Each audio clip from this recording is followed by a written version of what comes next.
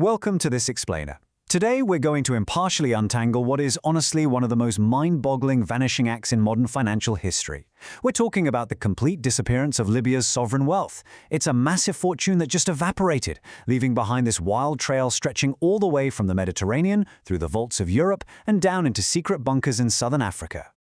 $200 billion. Let that sink in for a second. This absolutely staggering figure represents the largest vanished sovereign wealth stash in modern history, completely lost in the geopolitical chaos of 2011. Now, you know as well as I do that when a nation undergoes sudden upheaval, tracking its assets gets complicated. But a sum this colossal doesn't just poof into thin air, it moves. And when it moves, it leaves a paper trail, flight records, and some very glaring banking anomalies. So, is it protected? Or was it actually stolen? The official story, the one the international community has been fed for over a decade, claims this wealth was frozen strictly to protect the Libyan people during a massive crisis.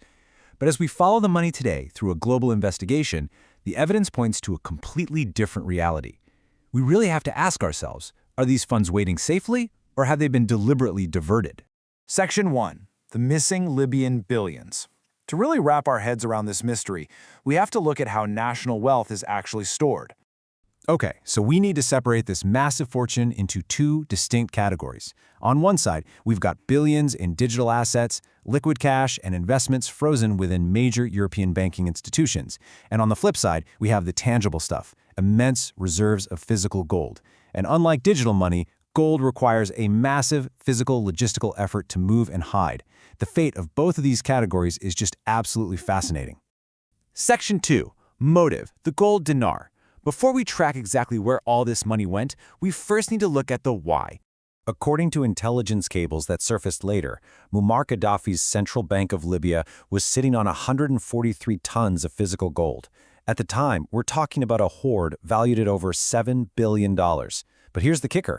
This gold wasn't just a rainy day fund. It was the foundation for a highly ambitious, continent-wide financial project. Enter the African gold dinar. This was a proposed Pan-African currency backed by Libyan gold, designed to replace the CFA franc and the US dollar in African trade.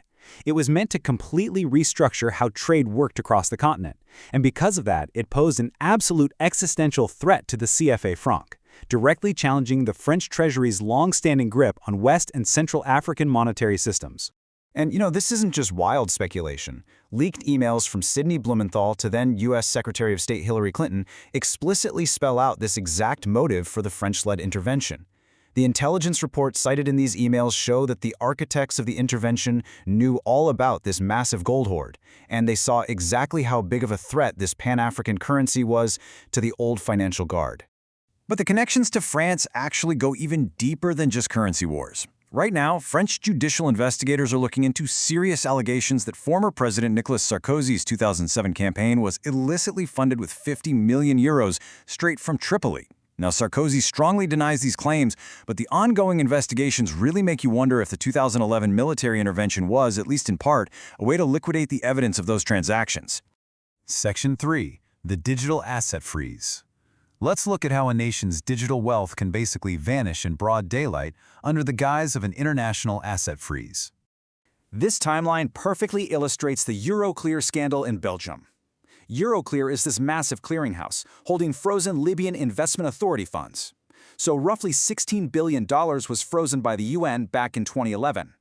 Fast forward to a routine audit in 2018, and Belgian authorities make a chilling discovery. The principal $16 billion was still there, but hundreds of millions of dollars in interest and dividends generated over those 7 years, completely gone, vanished into unknown accounts. So how does that even happen?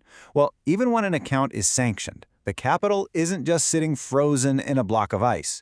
Reports suggest that major institutions, including French banks like BNP Paribas and Société Générale, allegedly kept leveraging these frozen funds.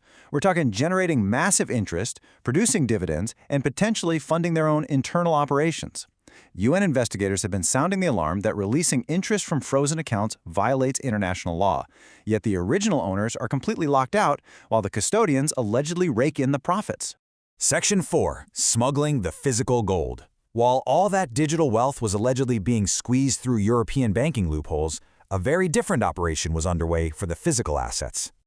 The people holding the cash knew they couldn't trust European servers, so they turned to something tangible. Masterminded by Gaddafi's banker, Bashir Saleh, billions in U.S. currency were rapidly converted into physical gold bars. To dodge customs, they packed the gold into diplomatic pouches, which, as you probably know, are legally immune from search. From there, it went straight to the shadow markets and refineries of Dubai for no-questions-asked liquidity, and then it was evacuated via unmarked midnight flights to Africa. Now, you might be wondering, why go through that absolute logistical nightmare? Why use physical gold instead of just routing it through digital banks? Well, Saleh hit the nail on the head. Digital numbers in a European bank can be wiped out or frozen with one simple keystroke. I mean, we literally just saw that with Euroclear. But physical gold, that represents true sovereignty. It's yours, for sure, as long as you can physically defend it. Section 5. The South African Bunkers. As international regulators started closing in, the moneymen realized Dubai just wasn't safe enough. They needed a permanent, impenetrable fortress, and that search led them south. UN investigators and journalists meticulously tracked highly irregular, unmarked late-night flights carrying literal pallets of cash and gold straight to the Waterkloof Air Force Base in Pretoria, South Africa.